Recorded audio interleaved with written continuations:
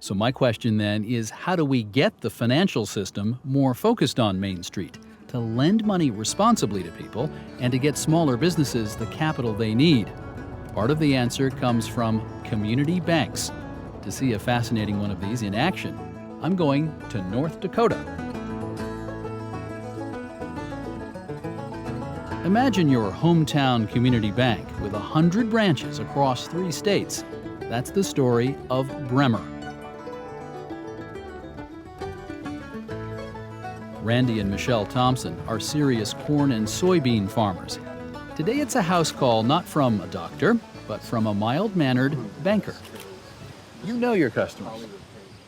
Well, in this particular area, it is a true relationship, and we know them. We go out and see them. We view their crops, look at their equipment. On the business side, we get to know their business very well. Banks are often nice to you in flush times.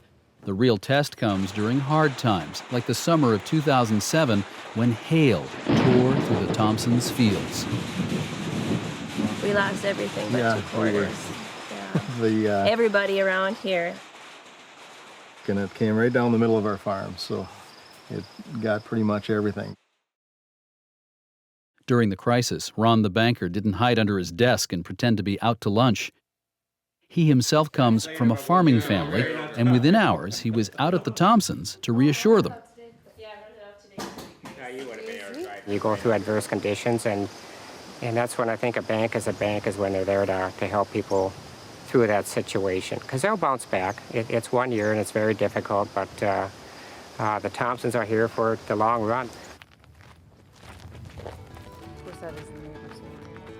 Bremer is a for-profit bank that tries to keep capital here in the region, first by lending locally. But there's more. 92% of the bank is owned by Bremer's own charity, which in turn gives the profits back to the community as grants.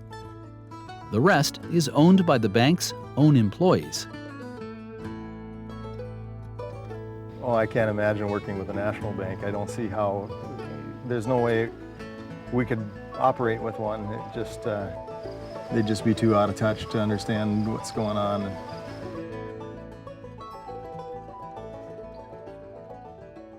It's not just Bremer. There are community banks all across the country, both nonprofit and for-profit, with some called credit unions. They're only 20% of the banking industry, as measured by assets, but they make nearly 60% of all the loans to small businesses.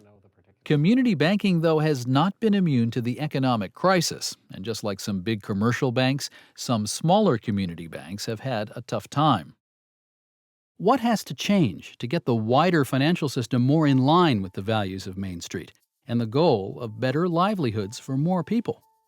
So we just have a few minutes. You and I have to fix capitalism. Capitalism has driven progress, and particularly financial markets have driven progress and wealth creation over the centuries. So the problem we're addressing is short-termism, and it's really short-termism in the use of the savings of ordinary Americans.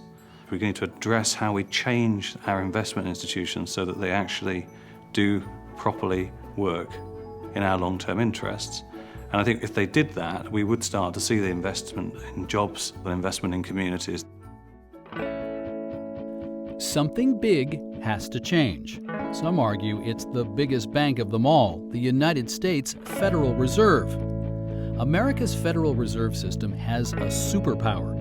It can create money as easily as mere mortals can make flyers for a garage sale. The Fed just hits print, and out comes new money, which then gets funneled into the banking system. If I may switch metaphors now, like the nourishing waters of the Mississippi. Now, it's not easy to divert a river, but some economic thinkers argue it might be time to change the whole money system, starting with the Fed.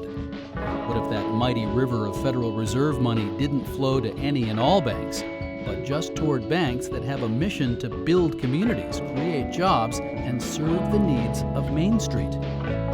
One state already does a version of this. There's a state-run Bank of North Dakota that acts as a kind of mini Federal Reserve for the state. It uses its money to lower the cost of loans for things the people of North Dakota think are important. Loans to strengthen local businesses, local farms, and students paying for education. There's a move to copy this mini-Fed model, spreading to other states. Shifting the big Federal Reserve to support what's called narrow banking could benefit lots of people on Main Street. So what's not to like? Well, Wall Street might not be happy. Big banks have been getting a lot of government support, and many say that has spurred them to take exotic risks with the booms and busts that follow. This is not a partisan Democrat or Republican thing.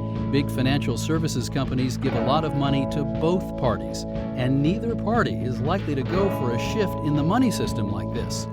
Any push for change would have to come from Main Street. Can I also apply this new thinking to create a new direction for my retirement? The pain is jobs, that's first. Housing, second. But retirement, that is another very serious pain for most people. But I'm so glad we're talking, because you're saying, you want to talk about the economy of the future? You're going to have to think about retirement. And maybe the retirement system could learn from some of these projects we've seen around the country. If you were to organize 401ks at a local level and everybody was putting their money into it, that would be another way of getting at the issue that you are approaching in this film. They will know what's going on in their local areas. They know what the businesses are, how to invest, and it will bring people into the decision-making process about their money, what they want to do with it, how they want it to be used in the larger sense.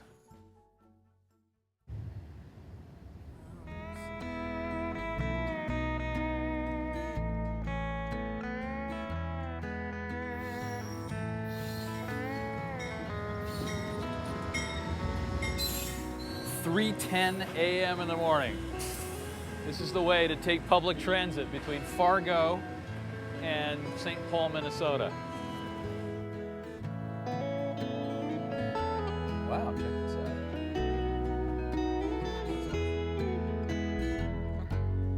Down through the ages, lovers of the mystery. Been saying, people, let your love light shine. Poets and sages all throughout history. They say the light burns brightest in the darkest time.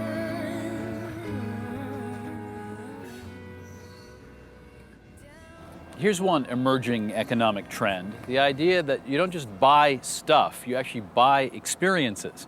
We could have come from Fargo to St. Paul, Minnesota by car on the interstate highway. It would not have been memorable.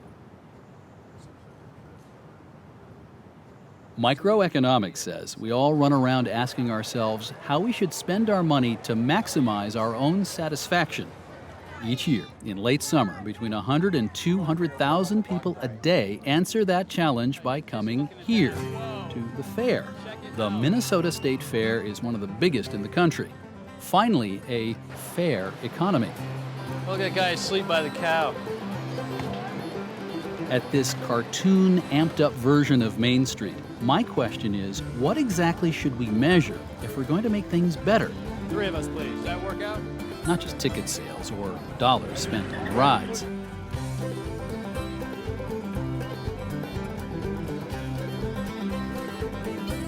An increasingly popular alternative measure for measuring whether or not the economy is helping more and more people. Why not measure happiness, a happiness indicator?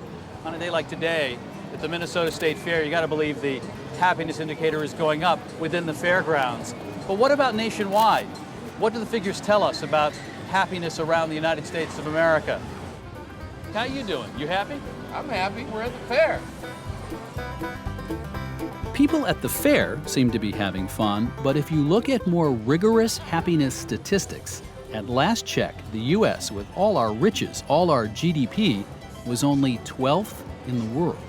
Statisticians have come up with ways to measure well-being in states like Minnesota and Maryland.